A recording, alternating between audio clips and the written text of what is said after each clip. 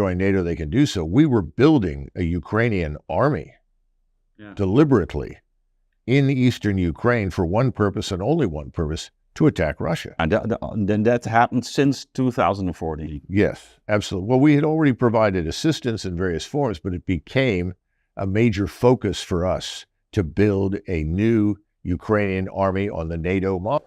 That's a really important point, because we're talking now, obviously, of the NATO support and the support of Europe and America to the Ukrainian defense force. But there was the involvement of NATO was already going on, and in what sense? In what we were doing at the So we see this army emerge ostensibly for the purpose of seizing control or regaining control of Crimea.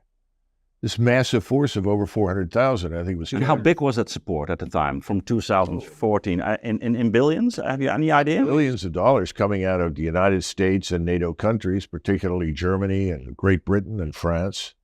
I don't know what the Dutch contributed, but there was a NATO program, obviously led by us, to create a brand new NATO army inside Ukraine that was unambiguously offensive in orientation. Now, at the same time, they began building these extensive defenses that would be behind them, that they felt they were going to need in the future, which has turned out to be accurate. But more important, they also were attacking Donetsk and Luhansk.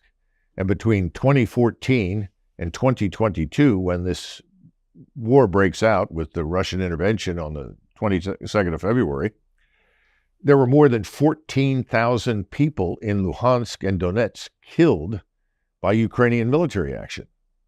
No one ever brings that up. Most of these people were just Russians that lived there. They were not even so-called militias, Russian militias. Yeah. And yes, Putin was under a lot of pressure at home to do things for those people in Luhansk and Donetsk who, after all, were Russians. So was it artillery fire? Mostly artillery, but there were some ground assaults into the areas. And the point is that they were considered breakaway provinces, and these Ukrainian forces were being built to retake them and then launch against Crimea. And when they talked about Luhansk and Donetsk, they talked about the beginnings of ethnic cleansing. We're just going to drive all the Russians out, get rid of all the Russians. Remember, this is at a point in time where the Russians were already second or third class citizens in Ukraine anyway, which is why these Minsk Accords eventually are set up, which turned out to be irrelevant and an empty facade.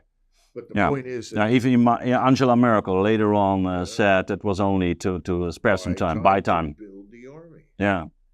How big was the army at the time, you think, in